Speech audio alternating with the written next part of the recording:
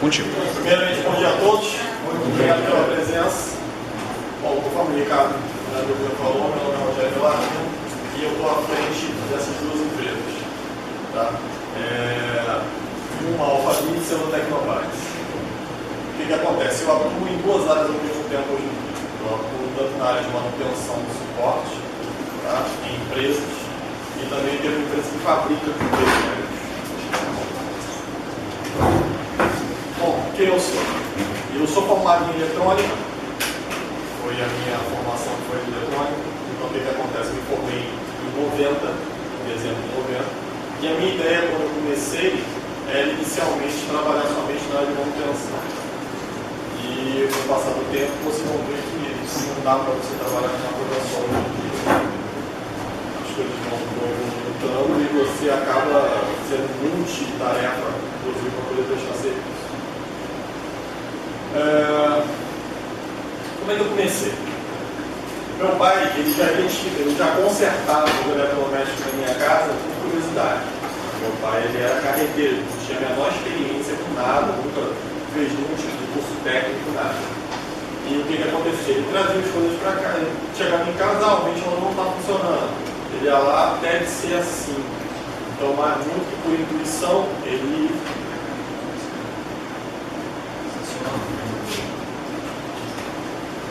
muito que por intuição, o que ele fazia? Ele ia lá, deve ser isso, deve ser aquilo, e por analogia, ele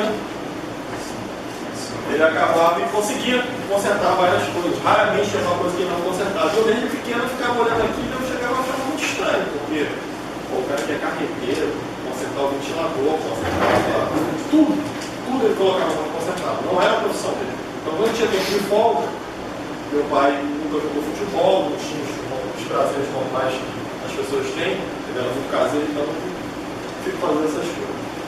E aí o que aconteceu? Eu comecei a me interessar também, porque você fica vendo aquilo no centro, você acaba repetindo.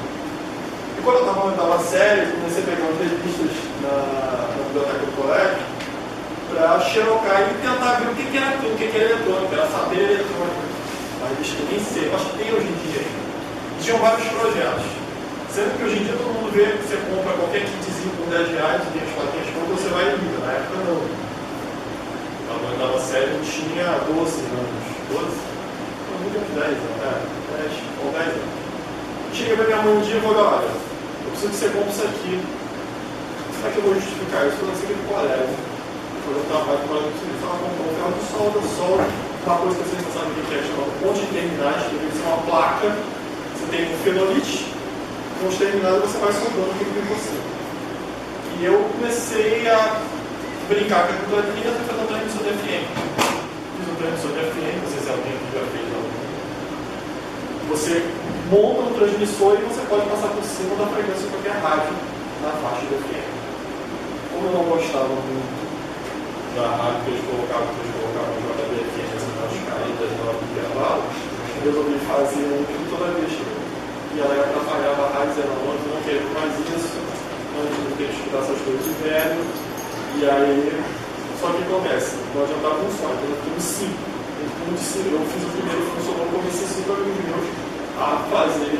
Então, como era, você está usando isso aqui? Não sou não, aí e outro. E assim a gente foi começando. Bom, a minha formação, eu comecei em 84, no curso de TR-70, eu era o aluno mais novo da turma. Eu tinha 13 anos só. Por que eu comecei com esse curso? Eu estava andando em Nova Iguaçu, que é lá no Campo Roxo, e entregaram curso de informática. Aí eu fui lá para ver o que era. Hoje em dia eu nem conhecia, um computador chamado Cisco, computador de 8 bits, com tela de fósforo verde, não existia mouse, não existia internet, tudo era disquete, não existia HD. Tudo você tinha que fazer, você tinha que colocar o disquete, você usar o sistema operacional, e aí sim você vai falar os programas que você queria. E eu comecei a me interessar por isso, e eu falei, bom, eu acho que o negócio é interessante. Só que eu comecei e não tinha muito mercado, por onde é que eu vou para o Aí, falei, bom, vamos ver. Passou o tempo, foi sorteado entre os melhores alunos da turma, um outro curso que era de basic, só que era multiplataforma. Aí eu já estava lá, já sei alguma coisa, eu preciso do curso para me aprimorar. O que acontece é o seguinte, lá tinha um PK85, um Dismac GT8000 e um CP500. CP500 é o que foto na internet, é um gravador de 2 graus de 5 no quarto. Tem uma cena no Tropa de Elite que aparece. Um CP500. E o que acontece? Eu cheguei lá, não, já sei. Fui colocar a mão no PK85, era outro grupo. Cada um deles era muito mais parecido, era o CP500. E eu falei, bom, vamos ver o que dá para isso daí. Depois eu enveredei no mesmo ano, eu fazia 2 cursos ao mesmo tempo. Tá? Eu fazia o curso do Senado de Diretor de Cadastro Industrial, que ainda estava no básico do segundo grau no caso. Fazia o curso depois vinha fazer o curso de eletrônica e digital 1 e 2. Eu estava fazendo um cursinho de rádio e televisão. O que acontecia? Não tinha um rumo, eu quero trabalhar com manutenção de pequena eletrônica. Então eu fui me enveredando por dia, que nós não pagar para mim, eu me enveredei. Até que eu vi que na realidade o meu lance era realmente trabalhar com computador. Na época que eu comecei, meus parentes, minha mãe gastava, meus pais gastavam uma grana comigo, porque todos os cursos eram privados. Meus pais pagavam todos os cursos comigo. Primeiro eu dizia que eu ia ficar louco, porque eu não tinha condição de estudar 3 escolas ao mesmo tempo. Eu fazia Senai de manhã, segundo grau à noite e curso de informática no sábado. Todo mundo achava que eu ia ficar louco porque ninguém ia conseguir assimilar 3 coisas ao mesmo tempo. E eu consegui. Quando você tem interesse, você aprende até mais que no seu dia. E comecei a fazer tudo esse curso e enveredei no curso de eletrônica. Só que antes de terminar o curso de eletrônica, no último ano, eu resolvi montar uma empresa. O que acontece? Como é que eu comecei a ganhar dinheiro? Eu consertava os automáticos no curso de radiotelevisão de elétrica, que hoje em dia agora tem uma escola técnica, está sendo reconhecida pelo MEC, inclusive tem até formação para petróleo e gás também, além de eletrônica. E o que acontece? Eu comecei a ver o seguinte, consertar rádio e televisão, todo mundo conserta. O cara esquece que tem cara que conserta rádio e televisão. O que acontece? Eu vou ficar batendo cabeça e ficar disputando centavo, dar o preço é esse, a coisa aqui. Então eu resolvi virar para uma área nova, entendeu? Os meus pais, conforme eu disse, meus pais achavam que era uma loucura, porque quem é que vai ter computador em casa? Você pensa bem, isso era 86. Quando eu comecei a me interessar por isso, eu não tinha computador. Eu estudava e não tinha. Mas eu resolvi tentar assim mesmo. Então o que aconteceu? Acho que foi em março, se eu não me engano, março de 89 eu comprei meu primeiro computador. Eu comprei o MSX, comprei o Expert. E junto com 3 amigos, o que eu fiz? Eu resolvi montar uma empresa de venda de periféricos.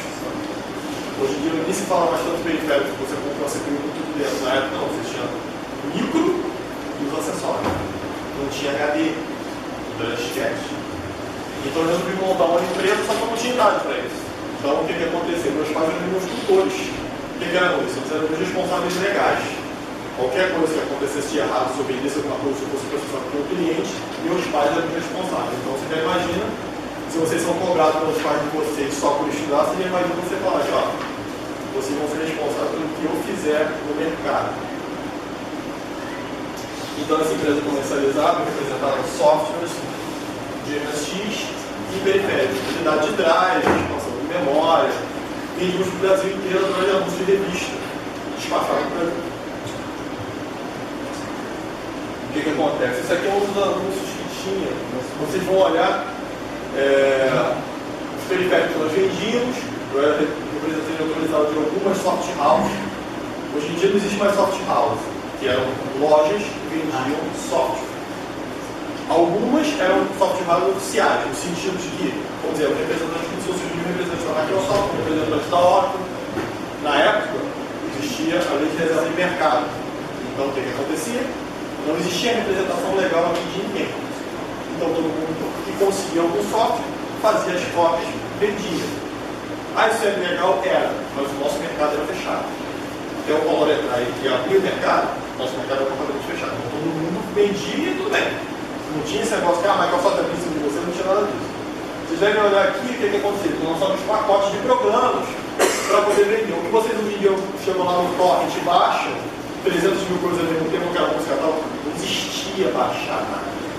você mal conseguia conectar o computador com o modem. A velocidade média na época era 9.600. Hoje em dia é 9.600 kb. Não, 9.600 bits por segundo.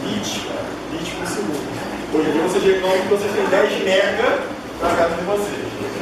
Agora uma coisa interessante aqui é o seguinte, a unidade de moeda era BTN, Bônus do Tesouro Nacional.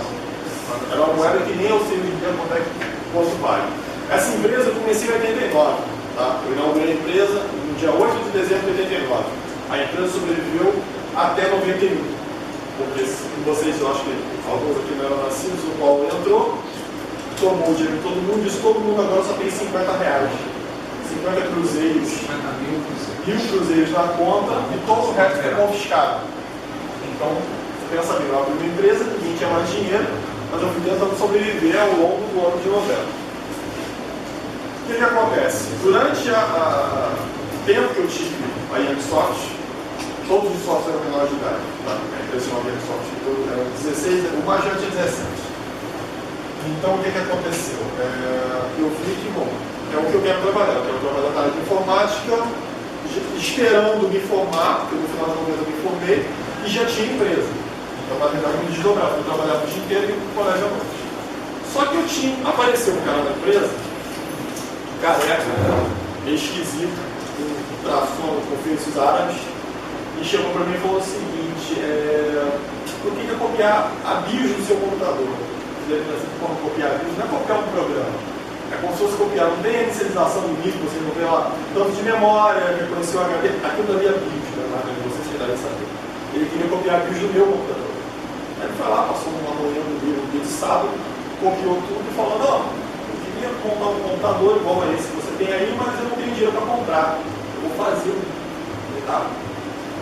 Aí ele fez tudo isso, só que enquanto eu ia conversando com ele, eu ia pegando dados dele. Tipo, você mora onde?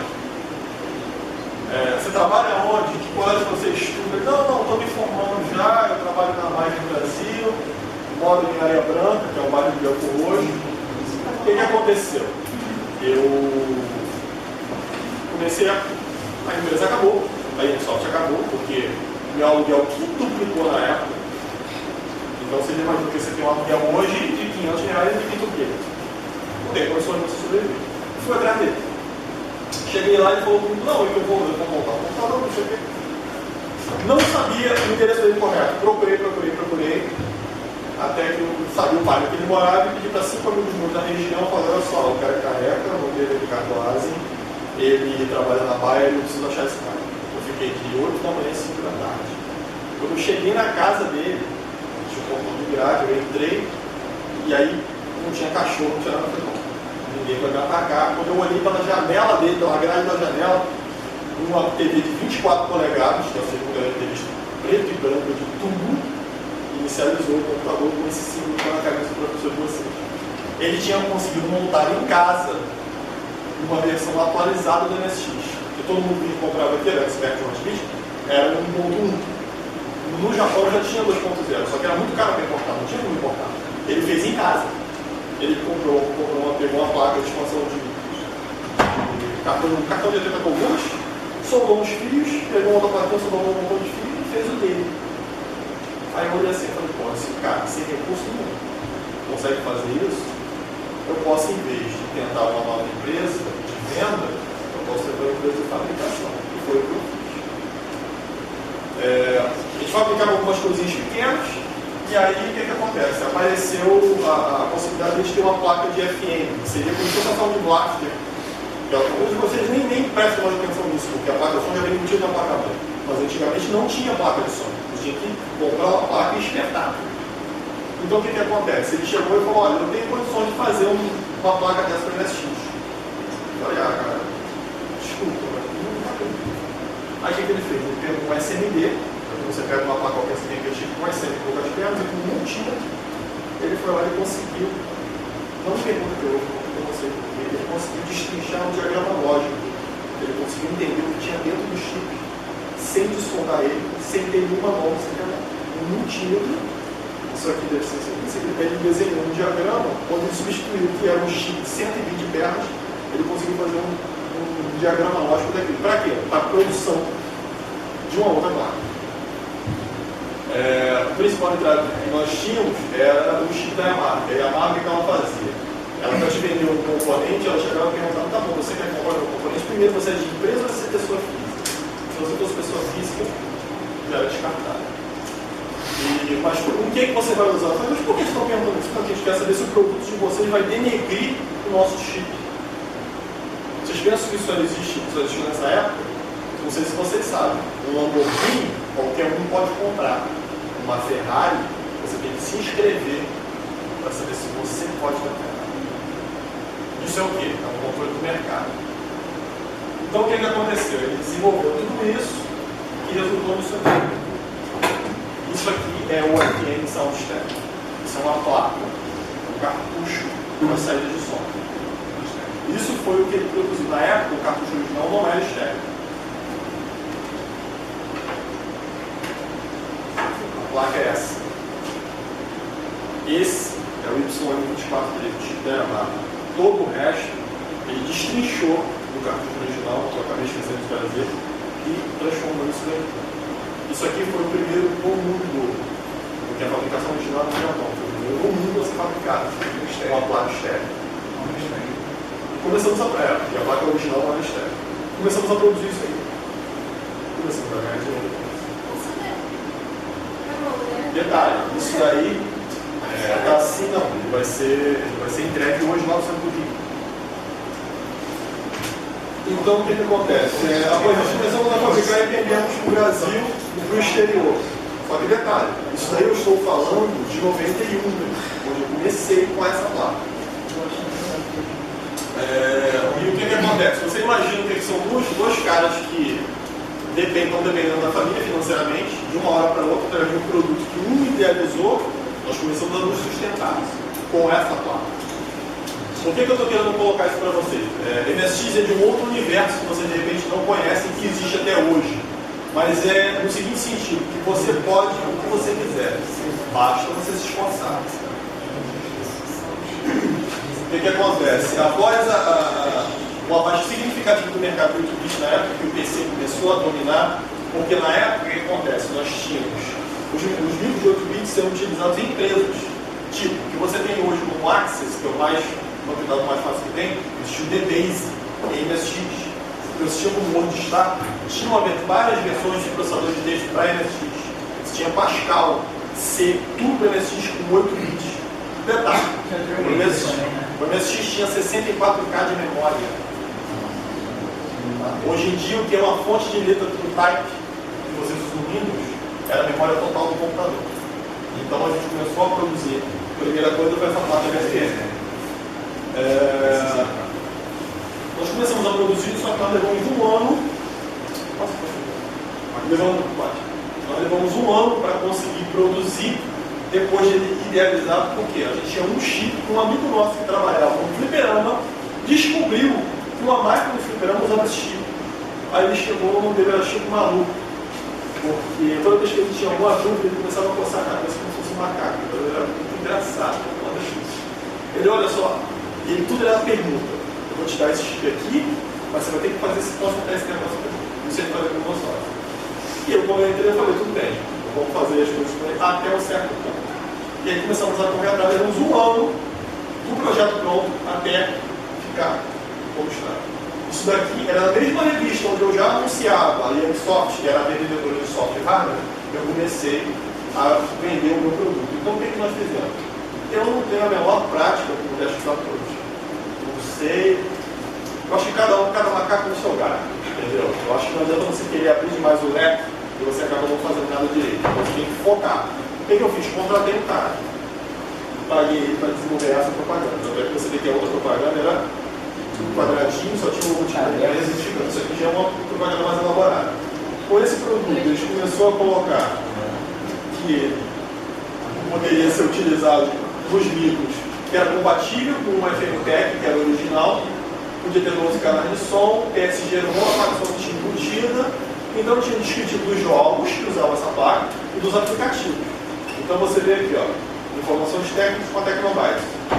Eu não tinha condições de abrir uma nova empresa, então nós colocamos, idealizamos o nome Tecnobytes, nós vendimos como pessoa física. Mas como é que você vai se colocar como uma pessoa muito séria? Na época que a gente fez, uma caixa postal. A gente tinha uma caixa postal com a coisa. Hoje em dia vocês têm e-mail. E o que eu fiz? Cadastrei numa empresa, que no caso foi a Takeru Software, que funcionava no centro Rio como nosso vendedor.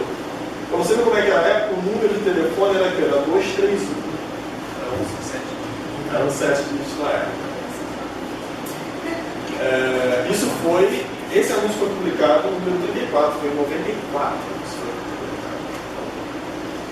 O que aconteceu? Em 2002, aí nisso, quando a Tecnomatis não estava indo mais bem, porque a gente não conseguiu mais os chips, o que eu fiz? Falei, bom, assim como o Sócrates fez, o Sócrates era formado em medicina, jogava futebol, que era a paixão dele, quando ele não conseguiu mais jogar futebol, o que ele fez? Voltou para a medicina. Pode ser comentário. Então, o que eu fiz? Voltei, você vê que durante de 94 até 2002, voltei para a minha área, que era a manutenção. Tá? Em 2002, nós voltamos a fabricar o FM. Tá? Essas partes que vocês pegaram aqui, se vocês não repararam, tem um detalhe. O ano de fabricação da placa, quando você faz as coisas, pode passar. Quando você faz as coisas com qualidade, essa placa foi do mês 3 de 93. E eu tenho um lote dessas placas até hoje. Por quê? Quando você fabrica algo de qualidade ou presta um serviço com qualidade, vocês serão lembrados. Agora, se você fizer alguma coisa de errado com o cliente, não for transparente, você pode ter certeza que ele vai te esquecer. E o pior, além disso, ele vai te lixar. E então, o que aconteceu? Em 2002, nós conseguimos um substituto coreano, um chip que era utilizado em máquinas de caça-níqueis coreano, chamado M3567, era um substituto desse Y2413. Então, nós pegamos a mesma placa, fizemos uma gambiarra em cima e voltamos a vender. Detalhe, essa placa vocês estão conseguindo ver a placa inteira. Nós tínhamos um concorrente aqui no Brasil, que era o único que poderia chegar próximo de nós. Esse circuito todo, quando você tem os resistores que vocês estão vendo, na época não era visível.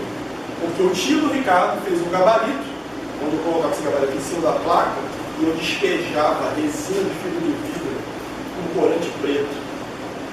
E aquilo ali congelava em 20 minutos. Para que era isso? Para que não visse qual era o circuito que tinha embaixo. Se desse defeito, eu chegava para o meu cliente, deu defeito? Manda para mim. Deixa eu mandar a outra de volta. Aquilo era tudo que vai para o lixo. Porque não tem como concentrar. Os componentes estão mergulhados ali. Para ninguém ver. E o que acontece? Para vocês terem uma ideia, como é que família sempre tem que ser a base, tem que ser importante. Eu tinha que, às vezes, vamos dizer assim, às vezes passava um mês sem vender nada, às vezes tinha um encomenda de 10. Aí eu chegava e falei, o cara me ligava, olha só, não me ligava não. Eu mandava um recado que na época a gente não tinha telefone em casa, só me teve telefone em casa a partir de 97, quando custava, na época, 7.500 a 8.000 reais na linha de telefone. Eu só vinha ter telefone em casa. Em 96 eu aluguei uma linha de telefone por um salário mínimo. Vocês reclamam que eu não sei, tá difícil, tá difícil. 5 reais o chip.